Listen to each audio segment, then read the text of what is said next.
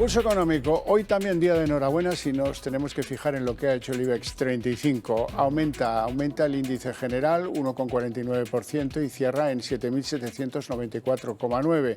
Los valores que avanzan, que han tenido una buena sesión, pues ahí lo ven. Fluidra 5,06 arriba, Celnex 5,03 arriba y Colonial 5,02 arriba. Por contra, los que han tenido hoy un día peor, Arcelor se deja 1,64, Repsol 1,54 y Telefónica 0,79. Y a continuación les voy a adelantar algunos de los temas que vamos a tratar aquí en el curso de esa tertulia económica que mantenemos cada día con los mejores expertos para que ustedes nos vean desde sus hogares, desde su trabajo o donde sea, no se pierdan detalle. La cuestión es que la Autoridad Independiente de Responsabilidad Fiscal ha venido a confirmar lo expresado a título menos oficial por uno de los ejecutivos del Instituto Nacional de Estadística. Estamos en recesión técnica, dice que aunque no lleguen hasta enero los dos trimestres de estancamiento, el estancamiento ya está aquí. Decía el del Instituto Nacional de Estadística que estamos en cero de crecimiento, pues un poquito arriba, un poquito abajo. Ahora, en el tercer trimestre de este año. En el cuarto, la proyección es un poquito peor, pero lo que viene a confirmarse es que los datos sobre los cuales fueron construidos los presupuestos del año que viene son absolutamente irreales. Hoy se lo venía a reprochar el círculo de empresarios, después de que otros muchos antes lo hayan hecho, sin ningún resultado, por cierto.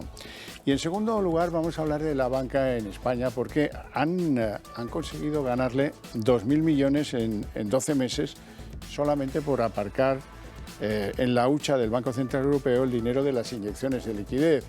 Y eso en estos momentos es digno de reproche, como poco.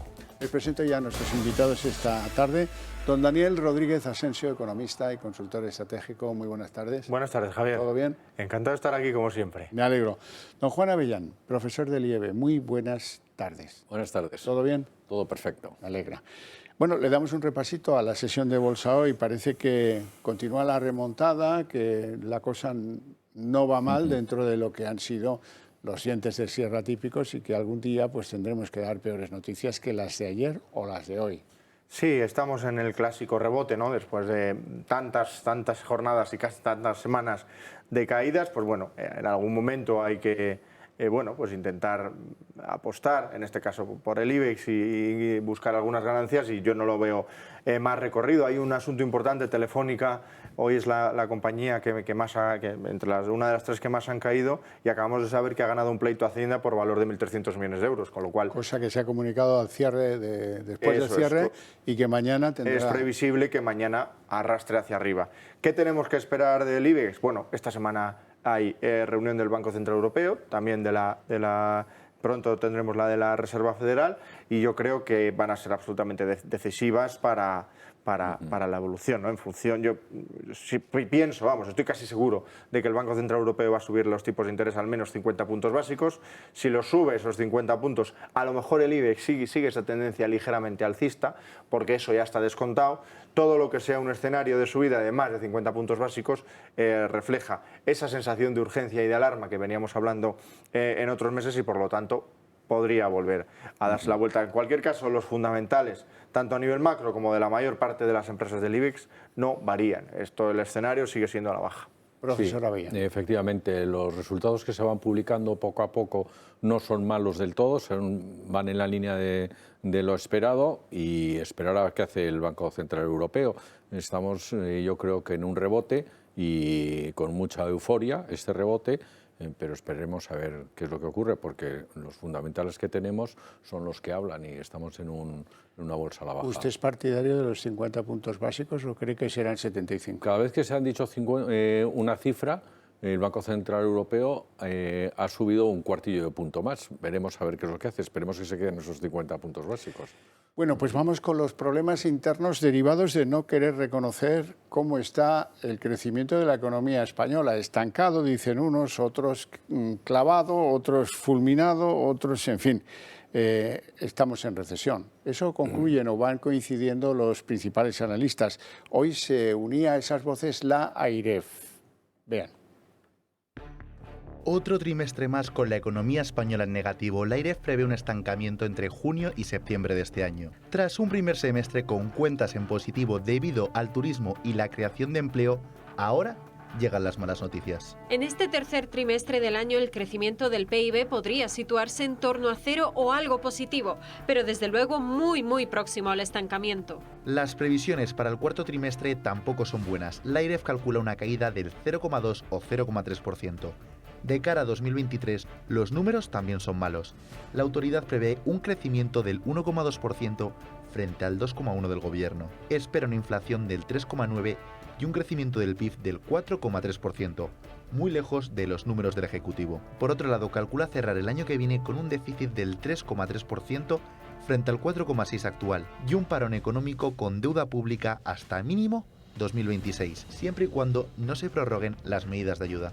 La reducción del déficit de 1,3 puntos solo se materializaría en el caso de que no se prorroguen las medidas adoptadas para paliar los efectos de la crisis energética y la invasión de Ucrania. A pesar de los malos datos de la autoridad, el gobierno saca pecho de los presupuestos, desolla la AIREF y consideran que están en el lado correcto. Este gobierno trabaja para dar estabilidad a España con estos terceros presupuestos, insisto, que significan estabilidad, tranquilidad. Son las muestras de un gobierno que trabaja por esta estabilidad institucional y al mismo tiempo trabaja para la protección. Unas malas previsiones y un gobierno que no atiende a la máxima autoridad de responsabilidad fiscal. Por lo tanto, nos preguntamos, ¿qué será necesario para que el gobierno se preocupe por los datos económicos? Don Daniel Rodríguez Asensio. Cada vez hay más agoreros de derechas en este país. Cuando dijimos exactamente esto en este plató y lo escribíamos en algunos artículos, éramos unos agoreros de derecha, igual que cuando hablábamos de la inflación y un larguísimo etcétera. Este ha sido el escenario desde verano, escenario base. Recordemos, estancamiento en el tercer trimestre, que ha dicho el INE que es lo que va a ocurrir, un dato positivo pero muy cercano a cero. Cuarto trimestre, primer dato del Producto Interior Bruto negativo, y primer trimestre del año que viene, segundo dato del Producto Interior Bruto negativo y por tanto entrada en recesión técnica. Mi apuesta sigue siendo porque el dato anual de 2023 va a ser un crecimiento negativo, en torno al 1%, ligeramente por debajo del 1%, pero negativo, el cómputo anual. Es decir, que cuando pase el primer trimestre, que es lo que ha dicho hoy la AIREF, en caso de que haya crecimiento no va a ser suficiente para compensar. Vamos a tener un 2023 de recesión. La inflación, yo creo que la AIREF es optimista y el Gobierno también. Sigo diciendo que la inflación el año que viene va a estar en torno al 7,5 al 8%. Es decir, 2 puntos más que el Gobierno y 4 o 5 más que la AIREF. Porque la razón es que prácticamente todas las empresas continúan absorbiendo esa inflación de costes. Hoy hemos visto el índice de precios industriales, que ha remitido un poquito, pero sigue creciendo al 30% interanual. Os recuerdo que la inflación está en el 8%, fijaos qué gap hay ahí. Todo eso se lo están comiendo las empresas con patatas y, por lo tanto, las subidas de precios se van a diluir en el tiempo, van a permanecer. Por eso sigo diciendo que la inflación va a estar en torno al 7,5 o al 8%. Y en cuanto a los presupuestos, pues lo que hemos dicho, a mí me preocupa mucho, decía la ministra, ¿no? Estabilidad, estabilidad, estabilidad. Cuanto más lo repite, tengo la sensación de que necesita convencer de algo que no es cierto.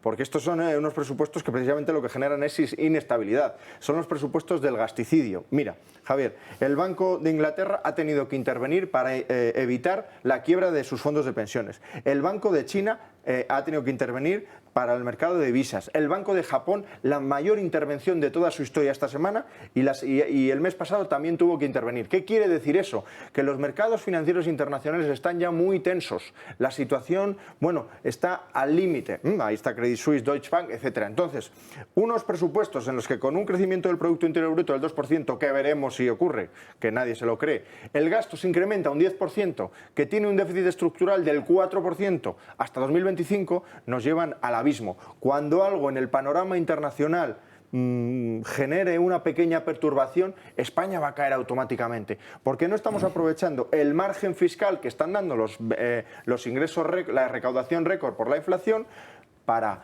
generar certidumbre de verdad, dar estabilidad o devolver dinero a las familias y que sean motor de crecimiento. Está claro, es decir, partimos de que estas últimas noticias lo que nos están diciendo es que los presupuestos no son creíbles, pero no son creíbles sobre todo por la parte de ingresos, pues no se van a cumplir estos presupuestos. ¿Qué tenemos encima de la mesa? Pues un déficit que estaban hablando del 3 y pico por ciento, pero vamos a estar en 4%. Pero es que este déficit lo vamos a tener enquistado hasta por lo menos el 2027. La autoridad europea ha dicho que mantiene aplazados cualquier requisito sobre déficit. En el momento en que empiecen a apretar, a ver cómo nos van a apretar. Es decir, no es lo mismo hacer lo que estabas diciendo en un tiempo en el que tienes más ingresos por impuestos, que me parece una barbaridad, hacer una recomposición de ese gasto que seguir gastando cada vez a más hasta que te lleguen de Europa y te digan se acabó, porque nos harán un recorte a la griega, y eso sí que es duro. Nos harán recortes en pensiones, nos harán recortes pues de unas formas que lo veremos, pues yo creo que en un par de años como poco. Bueno, No, vamos como con mucho, la como mucho, banca perdón. española. La banca española parece que se ha metido en el bolsillo 2.000 millones en los últimos 12 meses por aparcar en la hucha del Banco Central Europeo el dinero de las inyecciones de liquidez que no ha necesitado. Es un mérito, pero ¿esto es moralmente aceptable? Pues es una situación en que se ha encontrado la banca también. ¿Por qué? Pues porque desde el 2016 teníamos tipos de interés cero. Hace un año se penalizó más a los bancos por tener depósitos en el Banco Central Europeo con el fin de que ese dinero que prestaba el Banco Central Europeo llegara a las empresas y llegaran a los particulares y se dinamizara el crédito. ¿Qué es lo que ha ocurrido? Que han cambiado los tipos de interés y al subir el tipo de interés el Banco Central Europeo, también sube en paralelo lo que paga el Banco Central Europeo a los bancos por tener esos depósitos. Hemos pasado al 0%, hemos pasado al 0,75 y veremos qué es lo que ocurre este jueves. ¿Por qué? Pues porque los bancos tienen todavía todo ese dinero de las inyecciones que hizo el Banco Central Europeo para pasar la crisis del COVID, tienen todos esos ingresos. ¿Y qué están haciendo ahora los bancos? Pues están guardando esa liquidez y la están colocando en el Banco Central Europeo hoy al 0,75. Veremos qué ocurre el jueves. Yo espero que esto cambie radicalmente. Entre otras cosas, España, pues los bancos españoles tienen 290.000 millones de euros del Banco Central Europeo, pero es que Alemania, Francia e Italia, cada uno tienen unos 400.000 millones de euros provenientes del Banco Central Europeo que se están depositando otra vez en el Banco Central Europeo y están ganando dinero con él. Supongo que el jueves espero que el Banco Central Europeo tome alguna medida al respecto. Bueno, esto ha llegado a ser un nudo gordiano del futuro de la economía europea. Bueno, a ver, esto tiene una parte positiva y una que no es tan positiva. Vamos a empezar por lo bueno, lo que yo considero que es bueno. Estos fondos depositados en el Banco Central Europeo permiten que los bancos no tengan que dotar provisiones para posibles situaciones en las que la morosidad se incremente, ¿vale? Porque es una liquidez que la tienen a mano, ¿vale? Son fondos a los que pueden acudir cuando quieran. Yo creo que eso es positivo porque no penalizan, bueno, además de que les dan una rentabilidad, como muy bien ha explicado Juan, no penalizan su cuenta de resultados vía provisiones. Ahora bien, la contraparte, claro, el Banco Central Europeo lleva inyectando billones de euros durante años para que esos recursos lleguen a la economía productiva. No están llegando porque no hay proyectos solventes en Europa que requieran esos recursos, ese es el gran problema. Y ahora que el propio Banco Central Europeo dice, cuidado que las condiciones de crédito se están endureciendo, ese dinero probablemente haga más falta que nunca. Claro, a los bancos le va a interesar tenerlo ahí porque también está libre de riesgo. Con lo cual, bueno, ahí hay un mix. En cualquier caso, esto tiene las patas muy cortas, porque esto es magia financiera, esto es alquimia. Al jugar, como lo ha explicado muy bien Juan, con los tipos de interés no puede llegar hasta siempre. El año que viene, que los tipos de interés ya van a estar, o sea, ya van a partir de las cifras de este año, pues ya la plusvalía va a ser menor. Es un movimiento temporal y cuando se acabe efectivamente veremos las provisiones, en fin, ya veremos una situación peor. Profesor, hablaba usted de las pensiones. Pues bueno, aunque esto sea reiterativo, porque cada mes que pasa hasta que se digiera el baby boom, pues va a ser un récord lo pagado por el atender las pensiones, yo les tengo que decir que la última factura ha marcado en octubre un nuevo récord, 6,2% de crecimiento hasta los 10.887 millones que nos cuesta mensualmente atender a las pensiones. Vean. La Seguridad Social destinó en el presente mes de octubre la cifra récord de 10.887 millones de euros al pago de pensiones contributivas, un 6,2% más que en el mismo mes de 2021, tal y como ha informado este martes el Ministerio de Inclusión, Seguridad Social y Migraciones, que ha precisado que en términos homogéneos el aumento del gasto es del 4,5% interanual. El departamento que dirige José Luis Escrivá estima que el gasto en pensiones se situó en el 11,8% del PIB en el 10º mes del año, porcentaje inferior al de 2020, con un 12,4% del PIB, año condicionado por el impacto de la pandemia y también más bajo que el de 2021, con un 12,1%. De los 10.887 millones de euros que se dedicaron en octubre al abono de las pensiones contributivas, casi 3/4 partes se destinaron al pago de las pensiones de jubilación, que sumaron un importe de 7.890,2 millones de euros, un 6,77% más que en octubre del año pasado.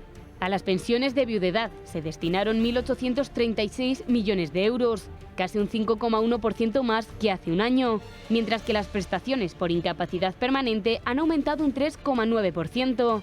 Por su parte, el pago de las prestaciones de orfandad conllevó un importe que ha ascendido un 4,9% y el de las prestaciones de favor de familiares un 6,9% superior al año pasado. Del total de pensionistas, 4,6 millones son hombres y 4,4 millones son mujeres. La pensión principal percibida es la de jubilación para 6,2 millones de personas, la de viudedad para 1,6 millones de personas, la de incapacidad permanente para 943.539 pensionistas y la de orfandad para 323.925 personas. La pensión media de jubilación alcanzó en octubre los 1.257,9 euros mensuales, casi un 5,4% más que en el mismo mes del año pasado. Profesora Villán. Bueno, aquí el propio gobierno se ha hecho su trampa, creando una ley por la que tiene que subir las pensiones según el IPC, cuando aquí lo que tenía que haber es un pacto social en condiciones donde estarían funcionarios, estarían pensiones, están empleados, está el conjunto de la sociedad, porque lo que se están haciendo son situaciones que no son justas. El reportaje lo aclara muy bien, cómo se dividen esas pensiones contributivas.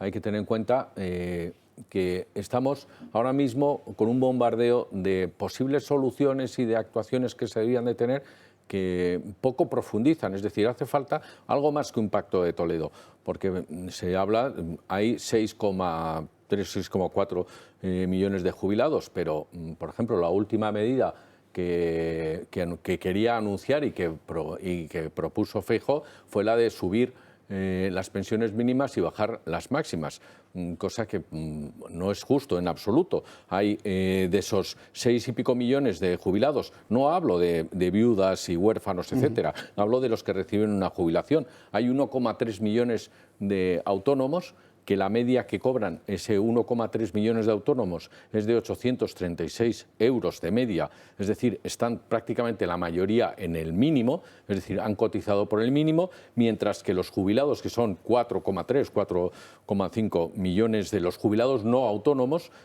pues están cobrando una media de 1.400 euros. ¿Qué es lo que significa? Que hay una base mayor de personas que han estado cotizando, que los que no han estado prácticamente cotizando. Es decir, si vamos a ejemplos, hay un 6% solo de los jubilados que son autónomos que han cotizado por el máximo. No le puedes decir a una persona que está cobrando, que ha cotizado por poco y que pueda tener un plan de pensiones y que no ha confiado en la seguridad social, que le subes a él y no le subes a aquella persona que ha cotizado por el máximo. Con lo cual, aquí lo que hace falta no solamente es un pacto de Estado, sino mirar esto con ecuanimidad y de verdad, porque las pensiones no son un impuesto retributivo. El principal principio de las pensiones es que tienes que cobrar por lo que has aportado, cotizado, claro. Efectivamente. Daniel. Bueno, datos, ¿no? Entre 2017 y 2019, que tampoco hace tanto de eso, el déficit de la Seguridad Social, si no tenemos, o sea, si excluimos todas esas dotaciones que van con cargo a presupuestos generales del Estado, estaba en torno a 14-15.000 millones de euros, que ya está bien. Bien, 2021 el déficit es de 33.000 millones de euros. Estoy excluyendo, insisto, todas las partidas que van con cargo a presupuesto general del Estado. ¿Qué quiere decir esto?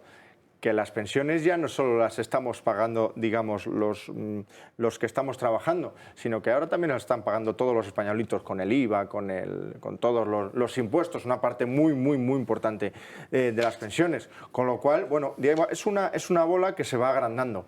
Además de lo que ha dicho Juan, en un sistema de reparto como el actual, en el que lo óptimo es que los trabajadores actuales paguen la pensión de los jubilados actuales, tenemos que solucionar el problema del paro urgentemente. O sea, el país con mayor tasa de paro de toda Europa, un 13% estructural, es absolutamente imposible pagar un sistema de pensiones que cada vez es más numeroso y la pensión media está subiendo. En los presupuestos generales del Estado, ojo, las pensiones ya son el 40% de los presupuestos, solo las pensiones, sin tocar seguridad, deuda pública, 40%. Y esto, pues bueno, va a subir. Mientras no se añada sostenibilidad, vamos a, lo decía antes Juan, ¿no? Vamos a un escenario muy parecido al de Grecia 2011-2012 y va a ser la Unión Europea la que nos diga cuánto tenemos que pagar a nuestros pensionistas. Bueno, vamos con algún nombre propio en la bolsa. Enagás, fíjense por dónde. Resulta que a base de exportar gas a Francia, gas privilegiado pasado por la excepción ibérica, Enagás ha disparado sus beneficios. Eso sí, tiene una deuda importante, 3.583 millones de euros. Enagás obtuvo un beneficio neto de 353,4 millones de euros en los 9 primeros meses del año, lo que representa un incremento del 15% respecto al mismo periodo del año pasado. Esto sitúa al grupo en el camino para alcanzar su objetivo anual de unas ganancias en la horquilla de entre 380 y 390 millones de euros, según informa la compañía Comisión Nacional del Mercado de Valores. Este resultado incluye las plusvalías generadas por la venta de su participación del 45,4% en GNL Quintero, así como por la entrada del fondo Clean H2 Intrafund en Enagás Renovable. El resultado financiero del grupo al cierre de septiembre se situó en los 104,5 millones de euros, así como el deterioro por su participada estadounidense Talgrass Energy, por un importe de 133,8 millones. El resultado bruto de explotación de Enagás de los 9 primeros meses alcanzó los 605,1 millones de euros, con una caída del 9,7%, mientras los ingresos totales del grupo ascendieron a 714,9 millones de euros, un 1% menos. Es de locos, francamente. O sea que, ¿y Enagás nos devolverá a los españoles lo que tenemos que pagar nosotros para que el gas pase por la excepción ibérica o no? Tampoco, ¿no? Bueno, es que además, no solamente por exportaciones de gas, sino porque se ha incrementado la producción eléctrica de una forma importante. Para exportar también producción eléctrica y eso implica un mayor consumo de gas. También es mayor beneficio para los gasoductos españoles. Daniel. Bueno, lo decía muy bien el vídeo, es extraordinario, el resultado ordinario está en negativo y los ingresos también en negativo, a pesar de que si alguien se puede beneficiar de la volatilidad del gas, que ahora os recuerdo que los futuros están en negativo, son empresas como Enagás porque pueden gestionar los inventarios. En fin, la energía se está poniendo muy complicada hasta para los que estamos cada día en esto, muy complicadita de interpretar. No tenemos tiempo para más, lo dejamos aquí. Les agradezco mucho a ustedes dos su presencia y sus opiniones todavía más, y a ustedes su paciencia e interés desde sus hogares. Por eso les invito a ver a continuación la redacción abierta con todo lo que tiene que ver con la política y con la sociedad española.